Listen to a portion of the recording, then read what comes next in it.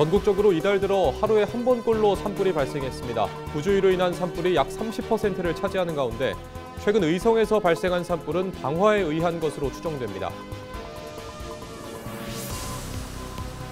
고령화율이 높은 청송군이 노화 속도를 늦출 디지털 헬스케어나 세포 영노화 기술 개발과 같은 산업을 추진합니다.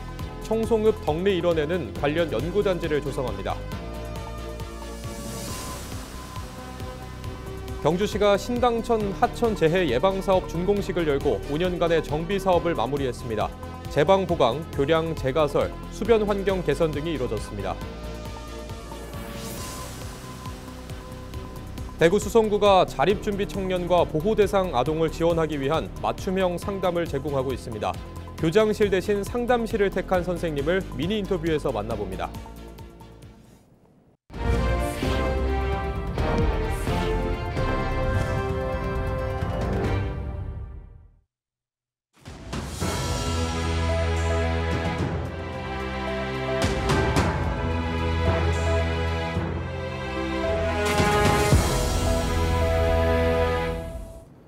시청자 여러분 안녕하십니까? 헬로티비 뉴스입니다.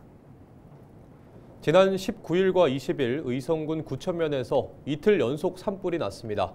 다행히 큰 피해는 없었지만 주민들은 지난 3월 대형 산불을 떠올리며 불안에 떨었는데요. 최근 건조한 날씨 속에 전국적으로 산불이 잇따르면서 부주의로 인한 산불 위험도 다시 높아지고 있어 보다 주의가 필요해 보입니다. 홍하영 기자입니다.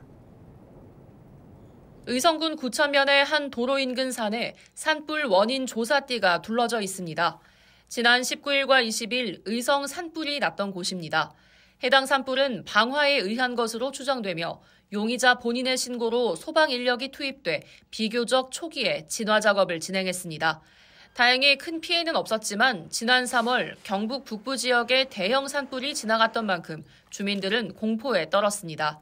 많이 놀랐죠. 작년도에 의성 산불이 전국적으로 이슈가 돼가지고 참 인명피해도 많았고 해서 그래서 또 진짜 갑자기 동네 옆에서 불이 났다 그러니까 깜짝 많이 놀랐어요. 고의로 산림에 불을 지르는 방화죄의 경우 최대 7년 이상 15년 이하의 징역에 처해집니다. 방화가 아니더라도 건조한 날씨에는 작은 불씨도 대형 산불로 이어질 수 있습니다. 이달 들어 전국에서 발생한 산불은 모두 25건, 하루에 한 번꼴입니다. 산불의 원인을 살펴보면 담뱃불이 원인이거나 입산자의 실수 등 일상 속 부주의로 인한 산불이 전체의 30% 가까이를 차지합니다. 최근 10년치 통계를 봐도 입산자 실화와 논밭도렁 소각, 쓰레기 소각 등 사람의 부주의가 대부분을 차지합니다. 네, 농촌 지역 산불의 가장 큰 원인은 생활 속 불법 소각 행위입니다. 농업 부산물이나 생활 쓰레기 소각, 논밭도렁 태우기가 대표적인 사례인데 대부분 바람이 강해지는 시기와 겹치면서 작은 불씨가 주변 산림으로 옮겨부터 대형 산불로 확산되곤 합니다. 지난 3월 경북을 휩쓸었던 대형 산불도 성묘객의 실화와 쓰레기 소각이 원인이었던 것으로 조사됐습니다. 실수로 산불을 내더라도 3년 이하의 징역 또는 3천만 원 이하의 벌금형에 처해질 수 있습니다. 무심코 던진 담배, 습관처럼 해오던 소각이 대형 산불로 번지기 쉬운 계절인 만큼 각별한 주의가 요구됩니다. 헬로티비 뉴스 홍하영입니다. 고령화율이 높은 청송군이 역노화 과학의 중심지로 거듭나고 있습니다. 지난 9월 AI 영노화 연구원이 출범한 데 이어 27년 완공을 목표로 관련 연구단지가 조성되고 있는데요. 국제 영노화 포럼까지 청송에서 열렸습니다. 이하영 기자가 보도합니다. 지난 9월 출범한 청송 AI 영노화 연구원. 경상북도와 청송군이 추진 중인 KUCT 영노화 사업의 핵심 거점으로 방대한 데이터를 통합 분석해 노화 메커니즘을 규명하고 노화 속도를 늦출 맞춤형 솔루션과 제품 개발을 추진합니다. 청송군은 이를 뒷받침하기 위해 영노화 분야 기업을 유치하고 연구와 산업, 고용이 선순환하는 구조를 마련하고 있습니다. 청송읍 덕리 일원에는 2027년 완공을 목표로 AI 영노화 연구단지를 조성하고 있습니다. 청년들이 또 돌아오는 청송 그리고 청년의 일자리 또한 우리 연구단지가 조성됨으로 인해서 세계적인 석학들이 이곳을 다 집중할 것입니다. 앞으로 식품 산업에도 이제 젊어지는 산업화를 만드는 데 최선의 노력을 다할 것이고, 또한 우리 석학들이 AI를 통해서 우리가 연구의 결과를 발표하는 그런 시스템을 구축할 계획입니다. 영노화 핵심 실증지로서 국제 영노화 포럼도 마련됐습니다. 이번 포럼에는 독일, 홍콩 등 세계적 영노화 석학을 비롯해 국내 연구진과 영노화 AI, 바이오 분야 주요 기업이 대거 참여해 영노화 기술의 현재와 미래를 공유했습니다. Well, I'm coming to this fantastic conference in this beautiful setting to really discuss these new developments on how we can not only slow the aging process, but perhaps even reverse them. And I think this is a very exciting time in our research area because we've reached this point in the history of science. 영노화 연구 중심지로 성장하고 있는 청송군. 청정 농산물과 첨단 과학기술을 통한 영노화 웰니스 도시로 지역경제 활성화와 청년 정주 확대라는 성과를 거둘 수 있을지 주목됩니다. 헬로티비 뉴스 이하영입니다.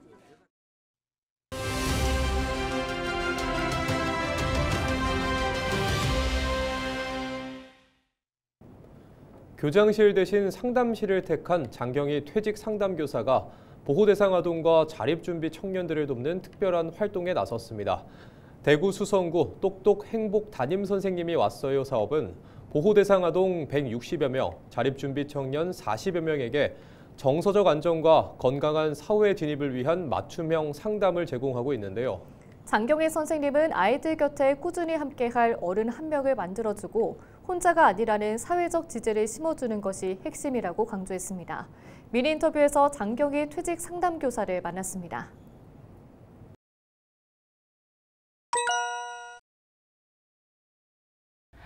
이 사업은 보호대상 아동과 자립준비 청년들의 정서적 안정과 건강한 사회 진입을 위해서 우리 수성구에서만 유일하게 운영하는 개인별 맞춤형 멘토링 지원 프로그램입니다. 아동 양육시설에서 생활하는 아이들은 상대적으로 환경적, 심리적으로 불안한 상황에 놓일 가능성이 있고 보호 종료 후 자립 청년들은 만 18세 전후로 갑작스러운 독립을 요구받기 때문에 정서적 지지와 함께 일상생활을 혼자서 꾸려나가는데 실질적인 도움을 절실히 필요로 합니다. 결국 이 사업의 핵심은 아이들 곁에 꾸준히 함께 할 수 있는 어른 한 명을 만들어주는 것, 그리고 혼자가 아니라는 사회적 지지와 연대감을 심어주는 것이라고 생각합니다.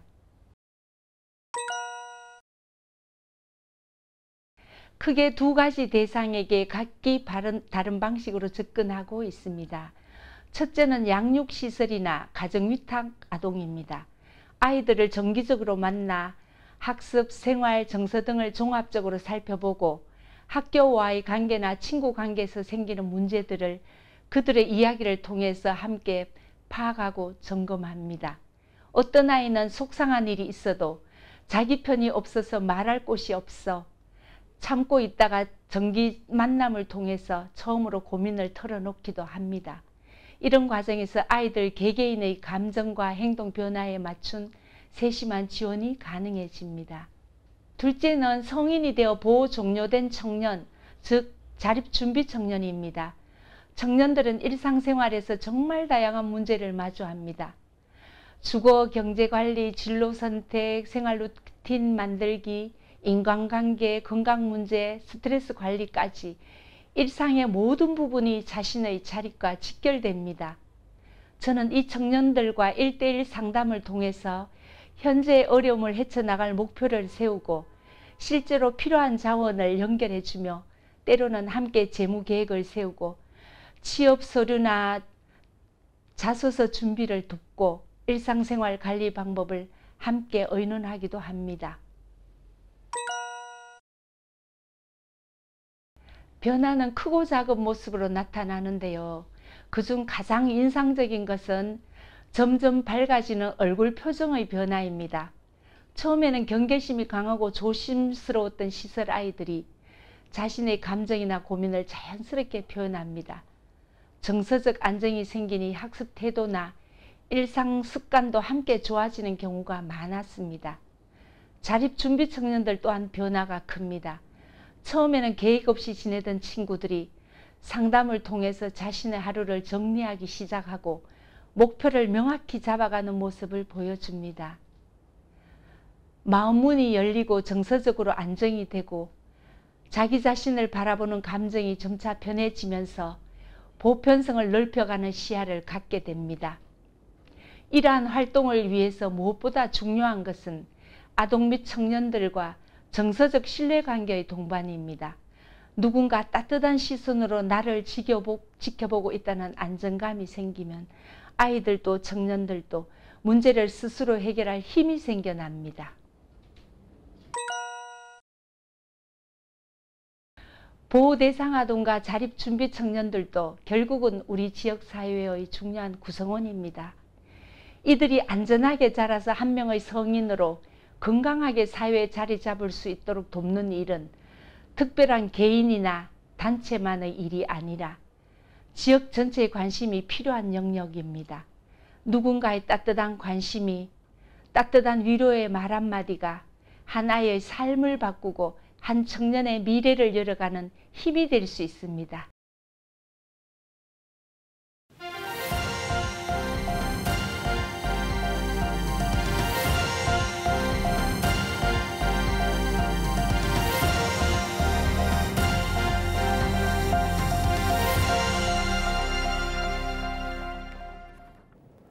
경주시가 신당천 하천 재해 예방 사업 준공식을 열고 5년간의 정비 사업을 마무리했습니다. 신당천은 천북면 물천리에서 발원해 형산강으로 합류하는 지방 하천으로 총 사업비 366억 원이 투입돼 8.07km 구간에 대한 정비 사업이 추진됐습니다. 하천 폭이 좁은 구간은 확장하고 제방 보강, 교량 재가설, 수변 환경 개선 등이 이뤄졌습니다. 시는 이번 정비로 태풍과 집중호우 시 범람 위험을 줄이고 농업 용수 공급과 생활 환경 개선에 도움이 될 것으로 기대하고 있습니다. 경주시와 울산시, 포항시가 해오름 동맹 정기 회의를 열어 공동 협력 사업을 점검하고 내년도 예산 편성 방향을 논의했습니다. 세 개 도시는 형산강 정비, 영일만 해양 레저 관광도시 조성 등 대형 국비 사업 성과를 공유하고 재난안전, 광역 대중교통, 물 부족 문제 등 현안 과제를 점검했습니다. 한편 해오름 동맹은 경주, 울산, 포항이 경제, 산업, 문화, 관광 분야 공동 발전을 위해 지난 2016년 협약을 체결한 상생협의체로 매년 2회 정기회를 통해 지역 현안과 중장기 과제를 공유하며 협력 사업을 추진하고 있습니다.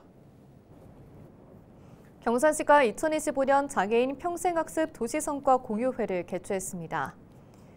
이번 행사에는 장애인 학습자와 가족, 기관 관계자 등 150여 명이 참석해 올 한해 학습 성과를 함께 나눴습니다. 행사장에는 프로그램에 참여한 학습자의 미술작품, 공예, 3D 프린팅, 원예 등 작품 100여 점이 전시돼 관람객들의 눈길을 끌었습니다. 조현일 경산시장은 장애인의 삶의 질 향상을 위한 평생학습 환경을 지속적으로 확대해 나가겠다고 밝혔습니다. 경북교육청이 베트남 호찌민시 교육훈련청과 업무 협약을 체결하고 국제교류를 확대하기로 했습니다. 이번 협약에 따라 양 기관은 학생과 교원의 교육, 문화교류 확대, 자매결연, 연수 등 다양한 교육 협력 사업을 추진하기로 했습니다. 경북교육청은 이번 협약을 계기로 경북 학생들에게 글로벌 역량을 강화하고 호찌민시 학생들에게는 한국의 교육혁신 모델을 경험할 수 있는 기회를 제공할 계획입니다. 경상북도가 K보듬 6천 아파트 1층 영세 특화반을 운영합니다. 영세 특화반은 아파트 1층에 설치된 영세 전담 돌봄 공간으로 양육 초기 가정에 필요한 돌봄과 건강관리, 휴식 기능을 한 공간에서 제공합니다. 부모는 아이와 함께 놀이에 참여하면서 상호작용 방법을 익히고 다른 부모들과 양육 경험을 나눌 수 있습니다. 또 전담 간호사에게 수유와 수면, 발달, 예방접종 등 아기 건강과 육아 전반에 대한 상담도 받을 수 있습니다. 현재 영세 특화반은 도청 신도시와 구미에 설치되어 있으며 올해 12월 안동에도 개소 예정입니다. 이상으로 뉴스를 마칩니다. 시청해주신 여러분 고맙습니다.